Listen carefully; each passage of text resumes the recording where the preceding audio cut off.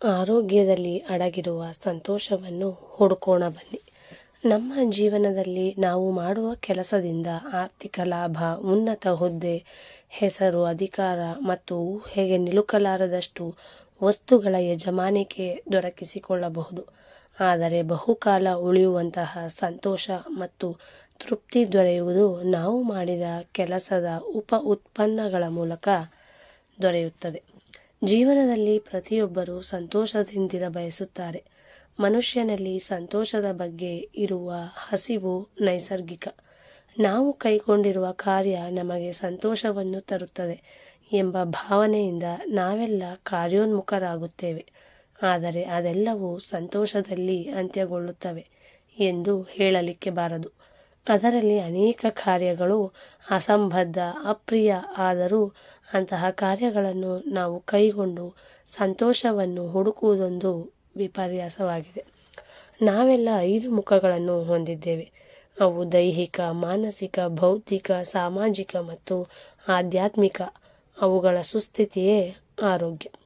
ನಮ್ಮ ದೇಹ ಸ್ಥಿತಿಯನ್ನು ಸಮರ್ಪಕವಾಗಿ ಇಟ್ಟುಕೊಳ್ಳಲು ನಿಯಮಿತವಾಗಿ ಆಹಾರ ಸೇವಿಸುತ್ತೇವೆ, ನಿಯಮಿತವಾಗಿ ವ್ಯಾಯಾಮ ಕೈಗೊಳ್ಳುತ್ತೇವೆ, ಸಮಯಕ್ಕೆ ಸರಿಯಾಗಿ ನಿದ್ದೆ ಮಾಡುತ್ತೇವೆ. ಇವುಗಳ ಜೊತೆ ನಮ್ಮ ಉದ್ಯೋಗ, ಕಾರ್ಯಚಟುವಟಿಕೆಗಳನ್ನು ಕೈಗೊಳ್ಳುತ್ತೇವೆ. ಅವುಗಳೆಲ್ಲ ಸಮರ್ಪಕವಾಗಿ ನಡೆದರೆ ನಮ್ಮನ್ನು ಹಿಡಿಯುವವರೇ ಇಲ್ಲ. ನಮ್ಮ ಕಾರ್ಯಶಕ್ತಿ ಉತ್ತಮ ಮಟ್ಟದಲ್ಲಿರುತ್ತದೆ, ಆರೋಗ್ಯ ಸುಧಾರಿಸುತ್ತದೆ. ಅದರಿಂದ ಸಂತೋಷಕ್ಕೆ ಪಾರವೇ ಇಲ್ಲ. ಅದು ನಮ್ಮ ಜೀವಂತಿಕೆಯನ್ನು ಪ್ರತಿಫಲಿಸುತ್ತದೆ. ಮಾನಸಿಕವಾಗಿ ನಾವು ಇತರರೊಡನೆ ಒಳ್ಳೆಯ ಸಂಬಂಧವನ್ನು ಬೆಳೆಸಿಕೊಳ್ಳಬೇಕೆನ್ನುತ್ತೇವೆ.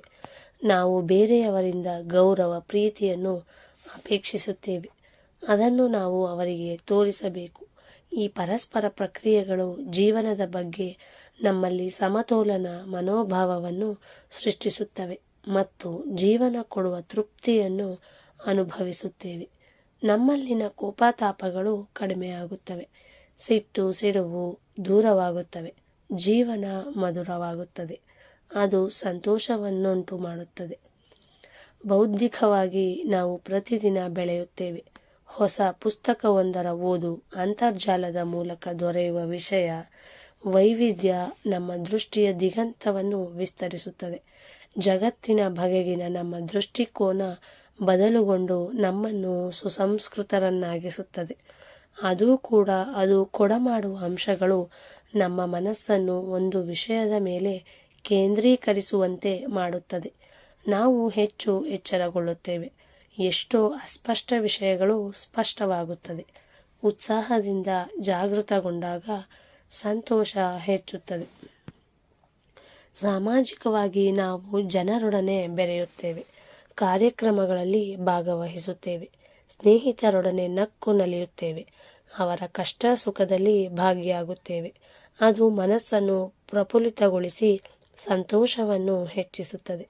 ಪ್ರತಿದಿನ ನಾವು ಕೆಲವು ಕ್ಷಣಗಳಾದರೂ ಮೌನವಾಗಿ ಧ್ಯಾನಸ್ಥರಾಗಬೇಕು.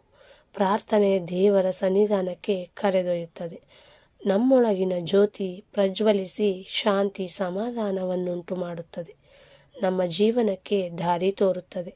ಅದು ಜೀವನಕ್ಕೆ ಸಂತೋಷವನ್ನು ತಂದುಕೊಡುತ್ತದೆ. ಹೀಗೆ ದೈಹಿಕವಾಗಿ, ಮಾನಸಿಕವಾಗಿ, ಬೌದ್ಧಿಕವಾಗಿ, ಸಾಮಾಜಿಕವಾಗಿ ಮತ್ತು ಆಧ್ಯಾತ್ಮಿಕವಾಗಿ ಜರುಗುವ ಬದಲಾವಣೆಗಳಿಂದ ನಾವು ಹರ್ಷಚಿತ್ತರಾಗಿ ಸಂತೋಷವನ್ನು ಪಡೆಯುತ್ತೇವೆ. ಈ ಎಲ್ಲ ಕಾರ್ಯಗಳು ನೈಸರ್ಗಿಕವಾಗಿ ಜರುಗುತ್ತವೆ. ನಾವು ಸಂತೋಷದಿಂದಿರ ಬಯಸುತ್ತೇವೆ. ನಮ್ಮನ್ನು ಸಂತೋಷಪಡಿಸುವ ವಿಷಯಗಳೇನು ಎಂಬುದು ನಮಗೆ ಗೊತ್ತು. ಆದರೂ ಅವುಗಳನ್ನು ನಾವು ಕೈಗೊಳ್ಳುವುದಿಲ್ಲ. ಅದನ್ನು ಮಾಡಲು ಸಮಯವಿಲ್ಲ. ಆದರೂ ಬೇರೆ ಕೆಲಸ ಕಾರ್ಯದಲ್ಲಿ ಮುಳುಗಿರುತ್ತೇವೆ. ಸಂತೋಷ ಮಾತ್ರ ದೊರಕುವುದಿಲ್ಲ. ಎಂತಹ ವಿಪರ್ಯಾಸ ಅಲ್ಲವೇ? ಜೀವನದ ಅರ್ಥ ಮತ್ತು ಉದ್ದೇಶ ಇರುವುದು ನಾವು ನಮ್ಮದೇ ಆದ ಅತ್ಯುತ್ತಮ ಪ್ರಜೆಯಾಗುವುದರಲ್ಲಿ. ಜೀವನವೆಂಬುದು ನಮ್ಮನ್ನು ನಾವು ಉತ್ತಮಪಡಿಸಿಕೊಳ್ಳುವ ದಾರಿಗಳನ್ನು ಹುಡುಕುವುದು. ನಮ್ಮ ಸಾಮರ್ಥ್ಯವನ್ನು ಬೆಳೆಸಿಕೊಂಡು ನಿಧಾನವಾಗಿ ಬೆಳೆದು ನಮ್ಮ ಅತ್ಯುತ್ತಮ ಆವೃತ್ತಿಯಾಗುವುದು ಜೀವನದ ಅರ್ಥ. ಅದರೊಟ್ಟಿಗೆ ಸಂತೋಷವು ಮೇಲೈಸಿ ಬರುತ್ತದೆ.